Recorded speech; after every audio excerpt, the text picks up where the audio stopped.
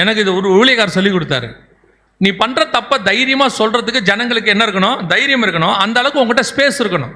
வந்து சொன்னால் கேட்கக்கூடிய காது உங்ககிட்ட இருக்கணும். அதெல்லாம் நீ சொல்ல, அதெல்லாம் நீ பேச, அதெல்லாம் கேட்க முடியாது அப்படிமா. அப்போ என்ன ஆகும்னா, ஒரு இடத்துல எல்லாரும் உன்னை கைவிட்டுருவாங்க. என்ன கைவிட்டுருவாங்க? அவன் கேட்க மாட்டாங்க, அவன் சொன்னால் கேட்க மாட்டான். எதுக்குங்க அவன்கிட்ட சொல்லிட்டு அப்படி எல்லாரும் விட்டுட்டாங்கன்னா நீ ராங், தப்பான இடத்துக்கு போறீங்க. நாளைக்கு உனக்கு இதுதான் தப்புன்னு சொல்றதுக்கு ஆள் இல்லாவிட்டால் நீ செய்யறதெல்லாம் சரின்னே உனக்கு தோணும். உன்னை கண்டிக்கிறதுக்கே ஆள் இருக்காது. அந்த மாதிரி இடம் ரொம்ப டேஞ்சர். அந்த மாதிரி இடம் ரொம்ப டேஞ்சர். அப்படி ஒரு ஆள் இருக்கான் பைபிளில், தெரியுமா உங்களுக்கு? சாலமோன். சாலமோன் பார்க்கறதுக்கு தான் ஆள் ஞானி, பயங்கரம். ஆனா ரெகேபியாமுகிட்ட வந்து அவன் பையன்கிட்ட ஜனங்க சொல்லுவாங்க, உங்க அப்பா எங்களை கடினமாய் நடத்தினார் அப்படிம்பாங்க. ரெகேபியாம் அரசாட்சியை ஏற்ற உடனே ரெகேபியாம் வந்து கேட்பாங்க ஜனங்க, நீங்க எங்களுக்கு டாக்ஸை கொஞ்சம் குறைங்க, உங்க அப்பா எங்களை என்ன பண்ணிட்டாரு கடினம். அப்பனா என்ன அர்த்தம்? சாலமோன் என்ன ராஜா? கடினமான ராஜா. அவங்ககிட்ட யாரும் என்ன செய்ய முடியாது, ரீச் பண்ண முடியாது. அதோட நிலைமை என்ன தெரியுமா? யாருமே இப்ப பாருங்க, தாவீதுக்கு ஒரு தீர்க்கதரிசி வந்து சொல்றான்ல தைரியமா, நாத்தானால வந்து சொல்ல முடியுதுல்ல ஒருத்தர் இருந்தாயா அப்படின்னு. இப்ப ஆகாபு கிட்ட போயிட்டு எலியா சொல்ல முடியுதுல்ல ஒரு தீர்க்கதரிசி. ஆனா சாலமோன்ட்ட போய் எந்த தீர்க்கதரிசியும் சொல்ல முடியாது. கர்த்தர் ஆளே அனுப்பல. வாசிங்க 1 ராஜாக்கள் 11:9. ஆகையால் இஸ்ரவேலின் தேவனாகிய கர்த்தர் சாலமோனுக்கு 2 விசை தரிசனமாகி. ஏன் அவரே தரிசனமாகணும்? ஏன் அனுப்ப முடியாது? யாருமே அனுப்ப முடியல பாருங்க. சிலருக்குலாம் யூதாஸ் மாதிரி நேரடியாக யார் தான் பேசணும்? ஆண்டவரே தான் பேசணும். இதை வேற இவன் என்ன நினைச்சுப்பான் தெரியுமா? ஆண்டவரே என்கிட்ட சொல்லட்டும்பா. டேய், நீ மனுஷன் பேச முடியாத இடத்துக்கு போயிட்ட. பிள்ளையாமகிட்ட யார் பேச முடியாது? மனுஷன் பேச முடியாது.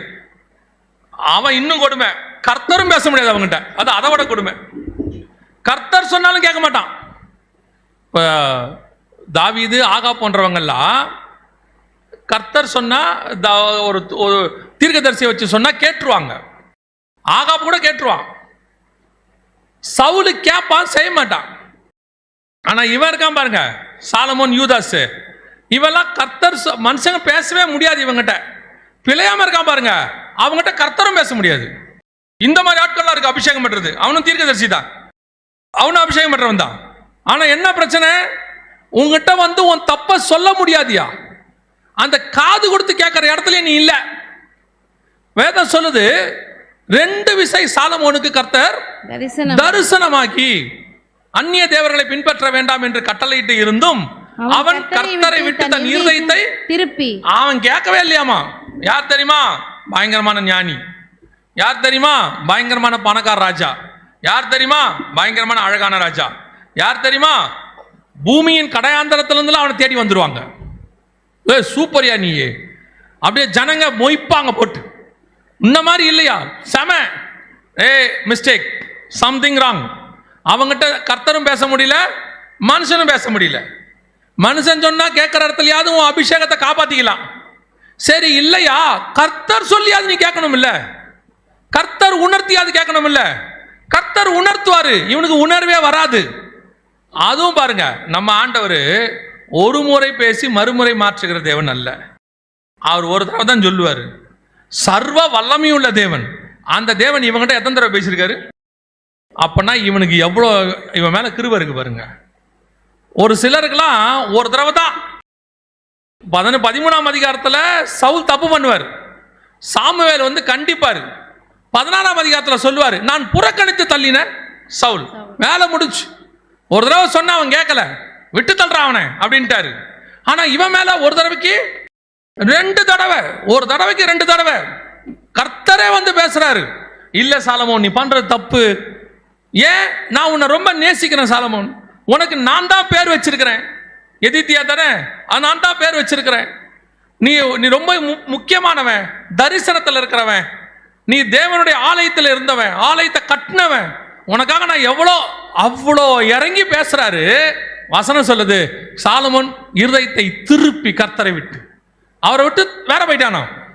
இவனெல்லாம் அதுக்கப்புறம் இவன் அபிஷேகத்தை காப்பாற்றவே முடியாது. தெரியுமா? இவன் அபிஷேகம் என்ன பண்ண முடியாது, காப்பாற்றவே முடியாது. அவ்வளவுதான், முடிச்சு, வேலை முடிச்சு. வாசிங்க எபிரேயர் 11:32 வாசிங்க. பின்னும் என்ன சொல்லுவேன்? கிதியோன், கிதியோன், பாராக், சிம்சோன், யெப்தா தாவீது சாமுவேல் என்பவர்களையும். எங்க சாலமோன் பேரை காணோம்? தாவீது இருக்கிறாரு, சாமுவேல் இருக்கிறாரு, யார் இல்ல? சாலமோன் இல்ல. அவன் பேர் அங்க இல்ல பாருங்க. தாவீது பேர் இருக்கு, யார் பேர் இல்ல? சாலமோன் பேர். அப்படின்னா கர்த்தர் தள்ளிட்டார். எபிரேயர் 11 இருக்கு விசுவாச வீரர்களுடைய பட்டியல், பழைய ஏற்பாட்டு விசுவாச வீரர்களுடைய பட்டியல். 12:1 வாசிங்க. ஆகையால் மேகம் போன்ற இத்தனை திரளான சாட்சிகள் நம்மை சூழ்ந்து கொண்டிருக்க. அப்போ அந்த சாட்சியோட யார் இல்ல? சாலமோன் இல்ல. யாருங்க சாலமோன்? உலகத்திலே ஞானவான், அவன மாதிரி ஒரு ஆளே இல்ல. யாருங்க சாலமோன்? அவனை போல ட்ரெஸ்ஸா போட்டவன் ஒருத்தனை இல்லையா? ஆண்டவர் எக்ஸாம்பிளுக்கு யாரை தான் சொல்றாரு? சாலமோனை போல யாருமே ட்ரெஸ் போடல, சாலமோன் கூட போடலங்க இந்த மாதிரி அப்படிங்கிறார். அப்படின்னா யோசிச்சு பாருங்க, என்ன ஒரு லக்ஸுரி லைஃப், என்ன ஒரு உனக்கு ஆண்டவர் வச்ச வாழ்க்கை.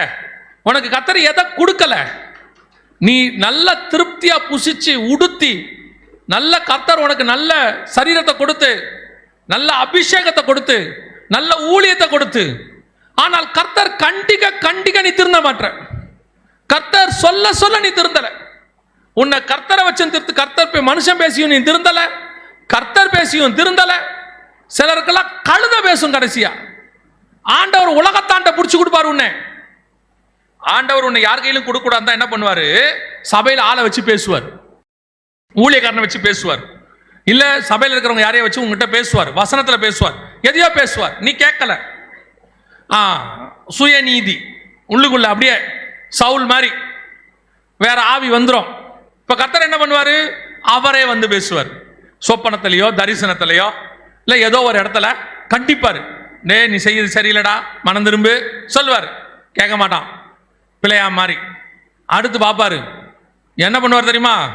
கழுதையை வச்சு இடிப்பாரு, உலகத்தாண்ட புடிச்சு கொடுத்துருவாரு. என்ன செஞ்சிருவாரு? உலகத்தாண்ட புடிச்சு கொடுத்துருவாரு. உலகத்தின் காரியத்தை மனுஷங்கிட்ட அவன்கிட்ட புடிச்சு கொடுத்துருவாரு, இல்ல உலகத்துல எதையாவது ஒண்ணுல பண்ணி விட்டுருவாரு. சரி, எதுக்கு இதை செய்யறாரு தெரியுமா? இது எல்லாத்துடைய கர்த்தருடைய நோக்கம் ஒன்னே ஒண்ணுதான், உன்னை மீட்டுக் கொள்வதற்கா. உன்னை எப்படியாவது என்ன செய்யணும்? மீட்டுக் கொள்வதற்கு. நான் அதான் வாசிச்சு பார்த்தேன். இந்த பிள்ளையாம கழுத மோதுது இல்ல, பிள்ளையாம போக வேணான்னு சொல்றாருல. கவனிங்க, கர்த்தர் பிள்ளையாம போக வேணான்னு சொன்னதுக்கு காரணம் இஸ்ரவேலுக்காக இல்ல, பிள்ளையாமுக்காக. ஏன்னா கர்த்தர் ஏற்கனவே சொல்லிட்டார் ஆபிரகாம் கிட்ட, உன்னை ஆசீர்வதிக்கிறவர்களை ஆசீர்வதிப்பேன், உன்னை சபிக்கிறவர்களை சபிப்பேன். வேலை முடிஞ்சு. இப்ப இவன் போய் இல்ல, எவன் சபிச்சாலும் நிக்காது. ஏன்னா கர்த்தர் ஆசீர்வதிச்சவன எவன் சபிச்சாலும் நிக்காது. இப்ப பிள்ளையாம ஏன் போவேன்னாரு? எல்லாரும் நம்ம என்ன நினைச்சுக்கிறோம்? ஐயோ பிள்ளையாம போய் சபிச்சா அந்த சாபம் இஸ்ரவேல் மேல. இல்ல, நீ போயிடாத, அவன் டேஞ்சர். அவனை சபிச்சா ஓ மேல சாபம் வந்துடும். அதுக்கு தான் பிள்ளையாம எச்சரிக்கிறார். பல நேரத்தில் கர்த்தர் ஏன் உன்னை எச்சரிக்கிறார்னா, உன்னை காப்பாற்றுவதற்கு, திருப்பி உன்னை காப்பாற்றுறதுக்கு தான். நம்ம என்ன நினைக்கிறோம்? ஆண்டவர் சொல்லியும் கேட்க மாட்டான், கழுத சொல்லியும் கேட்க மாட்டான், மனுஷன் என்ன யாரும் ஒன்றும் பண்ண முடியாது. ஏன்பா உன்னை யாரும் ஒன்றும் பண்ண முடியாது? எனக்கு எல்லாரையும் தெரியும். யாரை தெரியும்? எம்எல்ஏ தெரியும், எம்பி தெரியும், கோர்ட்டு தெரியும், வக்கீல் தெரியும், எனக்கு போலீஸ் தெரியும், எனக்கு பணக்காரர் தெரியும், அவரை தெரியும், இவரை தெரியும். நான் சொன்னது உன்னை காப்பாத்தடா, உன் மேல உள்ள அபிஷேகத்தை காப்பாத்த, உனக்குள்ளதான தரிசனத்தை காப்பாத்த. உன்னை காப்பாத்துறதுக்குன்னா 2 நிமிஷம் ஆகாது, கர்த்தர் காப்பாத்திட்டு போயிடுவாரு. ஆனா உன் மேல இருக்கிற அபிஷேகத்தை காப்பாத்தான் ரொம்ப இம்பார்ட்டன்ட். ஏன்னா அதை நீ தான் காப்பாற்றணும். ஏன்னா கர்த்தர் அதை உங்ககிட்ட கொடுத்துருக்கிறாரு. உனக்குள்ளதை பற்றி கொண்டிரு. உன் ஜீவன் போகாம பாதுகாக்க கர்த்தரால முடியும். ஆனா உனக்குள்ள இருக்கிற அபிஷேகத்தை காப்பாற்ற வேண்டியது உங்களுடைய பொறுப்பு. இன்னைக்கு கர்த்தர் கடிஞ்சு கொண்டு சொல்றாரு, சாலமோன்ட்ட சொல்றாரு, யூதாஸ் கிட்ட சொல்றாரு, நோ சான்ஸ், முடியாதுன்ட்டான். அதெல்லாம் முடியாது. இருதயத்தை திருப்பி இப்ப என்ன சொல்றாரு பாருங்க, யூதாஸுக்கும் சாலமோனுக்கும் ஒரே ரிசல்ட். வாசிங்க 11ஆம் அதிகாரம் 11ஆம் வசனம் வாசிங்க. ஆகையால் கர்த்தர் சாலமோனை நோக்கி, நான் உனக்கு கட்டளையிட்ட என் உடன்படிக்கையும் என் கட்டளைகளையும் நீ கைக்கொள்ளாமற் போய் இந்த காரியத்தை செய்தபடியினால் ராஜ்யபாரத்தை உன்னிடத்திலிருந்து பிடுங்கி அதை உன் ஊழியக்காரனுக்கு கொடுப்பேன். போச்சா? ராஜ்யபாரம் போச்சா? அபிஷேகம் போச்சா? அபிஷேகம் போச்சு, உன் ஊழியமும் போச்சு. நிறைய பேரு இப்ப சவுல் கிட்ட இருக்க பிரச்சனை என்ன? அபிஷேகம் போயிடுச்சு, தேவன் போயிட்டாரு. கர்த்தருடைய ஆவியானவர் போயிட்டாரு. இப்போ அவனுக்குள்ள யார் இருக்கிறா? பொல்லாத ஆவி. ஆனா என்ன பண்ணிட்டு இருக்கிறான்? ராஜ்யபாரத்தில் இருக்கிறான், தீர்க்க தரிசனம் உரைக்கிறான், ஊழியம் நடக்குது. ஆனா இவனுக்கு என்ன பிரச்சனை தெரியுமா? அபிஷேகமும் போச்சு, ராஜ்யபாரமும் போச்சு, உன்னை விட்டு போச்சு, உன் ஊழியமும் போச்சு. ஒரு 2 தலைமுறை 3 தலைமுறை பரிசுத்தவான்களை பார்க்குறோம், அடுத்தடுத்து உள்ள ஜென்ரேஷன்ஸ். அப்போ ஒரு சிலர் பண்றது நமக்கு நல்லா தெரியும் பாருங்களேன். இப்போ நீங்க நல்ல ஏஐ டெக்னாலஜி அல்லது நீங்க வந்துட்டு நல்ல ஒரு சயின்ஸ் எல்லாம் படிச்சிருப்பீங்க. உங்க அம்மா எதுவுமே படிச்சிருக்க மாட்டாங்க, அவங்க 12வது 10வது படிச்சாங்க. ஆனா உங்க சரீரத்தில் இருக்கிற ஒரு பலகீனம் வந்தா அதை உங்க அம்மா கரெக்டாக சொல்லுவாங்க. அதுக்கு மருந்து யாருக்கிட்ட இருக்கும்? அம்மா கிட்ட இருக்கும். ஒரு பையன் ஒரு காரியத்தை சொல்லும் போது, ஒரு பைக் வாங்குறான், ஒரு காரியம் சொல்லும் போது அப்பா சொல்லுவாரு, அந்த பைக் ரொம்ப ஸ்பீடா இருக்கு வேணாம் அப்படின்னும் போது அந்த பைக்கோட சிசி எவ்வளவு தெரியுமா உங்களுக்கு?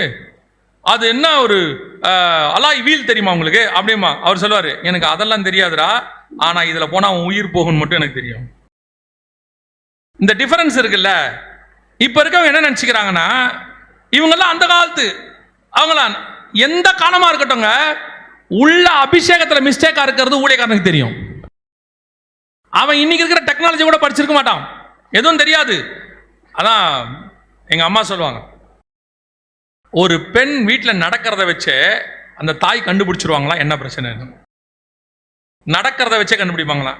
நார்மலாக நடக்கிறதுக்கும் சரீரத்தில் ஒரு வலியோ பெயினோ இருந்தால் நடக்கிறதுக்கும் என்ன இருக்குது? டிஃபரன்ஸ் இருக்கு. நடக்கிறத வச்சே அந்த தாய் என்ன செஞ்சிருவாங்களாம். எங்க அம்மாட்ட ஒரு பழக்கம் உண்டு, நான் ரொம்ப ஆச்சரியமா பார்ப்பேன். காலேஜை முடிச்சுட்டு வரும்போது நான் பசியா இருக்கணும்னா இல்லையாங்கிறத முகத்தை வச்சு கண்டுபிடிப்பாங்க. கரெக்டாக சொல்லுவாங்க, சரி கை கால் கழட்டு வந்து சாப்பிடு அப்படிம்பாங்க. இல்லை இப்போ வேணாம் பசிக்கல, நான் இந்த கிரிக்கெட் விளையாட போகிற இன்ட்ரெஸ்ட்டில் சொல்லுவேன், இல்லை பசிக்கலன்னு, அதான் மூஞ்ச பார்த்தாலே தெரியுதே, வா சாப்பிட்டு போ அப்படிம்பாங்க. உண்மையிலே பசி இருக்கும். நமக்கு இந்த கிரிக்கெட் விளையாடுற இன்ட்ரெஸ்ட்டில் இல்லை நான் வேணாம் அப்படின்னா அவங்களுக்கு தெரியும். முகத்தை பார்த்தாலே ஒரு தாயோ தகப்பனோ ஒரு அந்த பிள்ளைகளை அந்த நடையை வச்சு முகத்தை வச்சு அவங்கள ஈஸியாக என்ன செய்ய முடியும்? கண்டுபிடிக்க முடியும். அதே மாதிரி தான் உங்களுக்கு ஆவிக்குரிய தகப்பன்களாக இருக்கிறாங்க ஒருத்தர். அவங்க உங்களை விட படிப்பு குறைவாக இருக்கும், அவங்கக்கிட்ட டிகிரிஸ் இருக்காது, பிடெக் எம்டெக் எதுவுமே இருக்காது. ஏன் உங்கள் அளவுக்கு வரம் கிரியை செய்யாது, அல்லது உங்களை போல அவங்களுக்கு பாப்புலாரிட்டி இருக்காது. ஆனால் உன்னை பார்த்தா தெரியும் நீ தப்பு பண்ணுறியா சரி பண்ணுறியா. இப்போ உன் பாப்புலாரிட்டியை வச்சு உனக்கு என்ன பண்ண முடியுமோ தெரியாது, ஆனால் அவங்களுக்கு தெரியும் இது ராங்கா போகுது, ஒரு நாள் இது தொலைஞ்சு போயிடும், ஒரு நாள் இது. பாருங்க, சாலமோன் ராஜ்யபாரம் போகும்னு எவனா நினைப்பானா? ஒருத்தனாவது நினைப்பானா? சாலமோன மாதிரி ஒரு ராஜா 40 வருஷம் நிரந்தர ராஜா, அவரு 40 இயர்ஸ். ஆண்டவர் சொல்றாரு, க்ளோஸ், உன் ராஜ்யபாரம் முடிஞ்சு போச்சு. என்ன காரணம்? நீ தப்பு செய்ய முடியாதவன், நீ இயேசு கிறிஸ்து கிடையாது. நீ தப்பு செய்வ, ஆனா கண்டிக்கும் போது உணரணும், மனம் திரும்பணும். இப்போ உன் ராஜ்யபாரம் என்னவாயிருச்சு? உன்னை விட்டு போயிருச்சு. இப்போ வாசிங்க அப்போஸ்தலர் 1ஆம் அதிகாரம் 24வது வசனத்தை வாசிங்க பாப்போம்.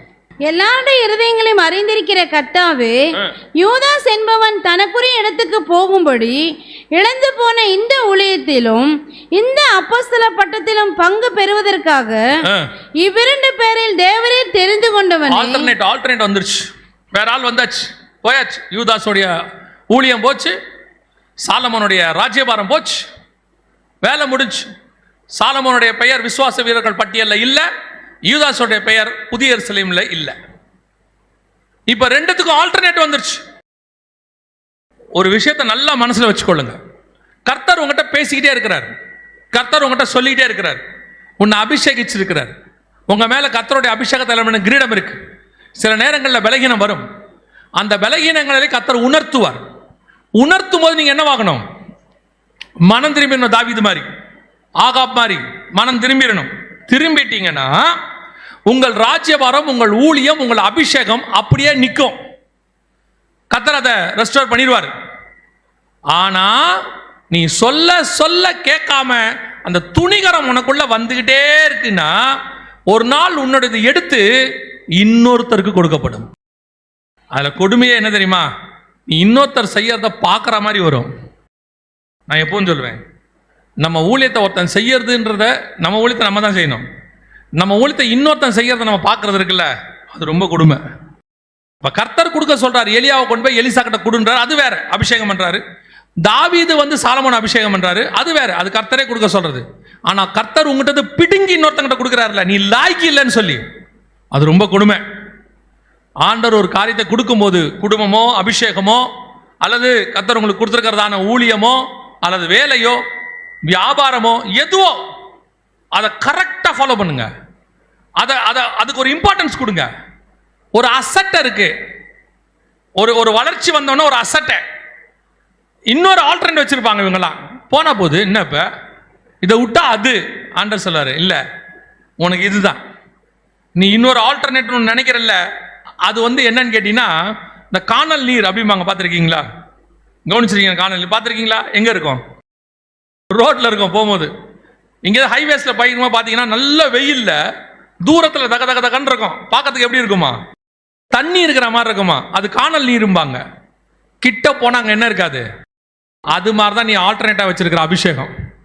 நீங்க நினைச்சுட்டு இருப்பீங்க, போனா என்ன, எனக்கு இன்னொன்னு இருக்கு, இதை விட்டா என்ன, அது இருக்கு. ஆண்டவர் சொல்றாரு அது காணல் நீர். இங்க இருந்து பார்க்கும் போது அது இருக்கிற மாதிரியே தெரியும், கிட்ட போன அது ஒண்ணும் இல்லை. நான் உனக்கு கொடுத்த அபிஷேகம் தான், நான் உனக்கு கொடுத்த வரம், நான் உங்ககிட்ட கொடுத்த குடும்பம், நான் உங்ககிட்ட கொடுத்த வியாபாரம், நான் உங்ககிட்ட கொடுத்த ஊழியம், அது உனக்குரியது. அதை நீ கர்த்தர் வருமளவும் பற்றி கொண்டிரு. பல நேரங்களிலே நாம் என்ன செய்யறோம்? உணர்த்தப்பட்டும் என்ன செய்யறதில்ல, மனம் திரும்புகிறதில்லை. கடைசியாய் உணர்த்தப்பட்டு மனம் திரும்பும் பொழுது என்ன நடக்கும்? வாசிங்க, நியாயாதிபதிகள் 16ஆம் அதிகாரம் 20வது வசனம் வாசிங்க. அப்பொழுது அவள், சிம்சோனே, பெலிஸ்தர் உன்மேல் வந்து விட்டார்கள் என்றால் அவன் நித்திரை விட்டு விழித்து கர்த்தர் தன்னை விட்டு விலகினதை அறியாமல். என்னது? கர்த்தர் தன்னை விட்டு விலகினதை அறியாமல். இது எல்லாத்த விட கொடுமை போங்க. அதாவது சவுலுக்கு உணர்த்தப்பட்டது சாமுவேலை வச்சு, சவுல் செவி சாய்க்கல, வேற ஆவி வந்துச்சு, அவனுக்குள்ள வேற ஊழியம் தீர்க்கதரிசனம் வரைக்கிறான். தாவீதுக்கு உணர்த்தப்பட்டது, உடனடியாக அவன் என்னவாயிட்டான்? மனம் திரும்பி அந்த அபிஷேகத்தை காப்பாத்திக்கிட்டான். பரிசுத்த ஆவியை என்னை விட்டு எடுக்காமலும் காப்பாத்திட்டான். சாலமோனுக்கும் யூதாசுக்கும் உணர்த்தப்பட்டது, அதை பத்தி அவங்க கவலையே படல. ஆனா இங்க உணர்த்தவே படல. அந்த அளவுக்கு சார் போயிட்டாரு. அந்த அளவுக்கு என்ன ஆயிட்டாரு? சார் போயிட்டாரு. மொட்டை அடிச்சு விட்டாங்க. அப்ப எப்படி தூங்கியிருக்கான் பாருங்க. சிலர்லாம் சொல்லுவாங்கல்ல, அவங்க தூக்கத்துல குண்டு போட்டா கூட தெரியாதுங்க அப்படிம்பாங்கல்ல.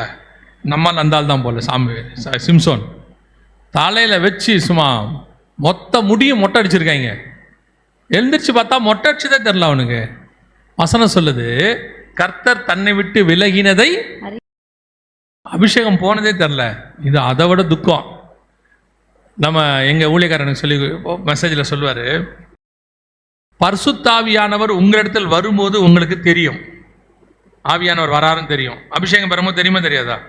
நல்லா தெரியும். அப்படியே கையை தட்டி அந்த ஒரு ஆவியானவர் உள்ள நுழையும், ஆத்மாக்குள்ள ஒரு களி கூறுதல் வரும். ஆனா போறது எப்பவுமே தெரியாது. எப்போ போறாருன்னு தெரியாது. அவர் எப்போ உங்களை விட்டு போனாருன்னு தெரியாது. இது அதை விட கொடுமை போங்க. எப்போ போனார்னே அவனுக்கு தெரியல. கர்த்தர் தன்னை விட்டு விலகினதை அறியாமல். இவர் பாட்டு மினிஸ்ட்ரி கிளம்பிட்டாரு. பெலிஸ்தர் உன்மேல் வருகிறார்கள், வந்து விட்டார்கள் என்றால் அவர் நித்திரை விட்டு இழந்து எப்போதும் போல உதறி விட்டு வெளியே போவேன் என்றான். எப்போதும் போல அப்படின்னா என்ன அர்த்தம்? எல்லாமே கரெக்டா போயிட்டு இருக்கு. பா, உன்னை விட்டு அபிஷேகம் போச்சு உனக்கு தெரியலப்பா. இப்ப பிழையாமுக்கு கூட பரவாயில்ல, கழுதை எதையோ ஒரு இடத்துல முட்டி மோதி சொல்லுது, நான் என்னைக்காவது இப்படி பண்ணியிருக்கிறேனா, நீ என்னை இப்படி போட்டு அடிக்கிறிய, ஏதோ ஒரு காஷன். ஆனா காஷனே கொடுக்க முடியாத இடத்துக்கு யார் போயிட்டாரு? சிம்சன் போயிட்டாரு.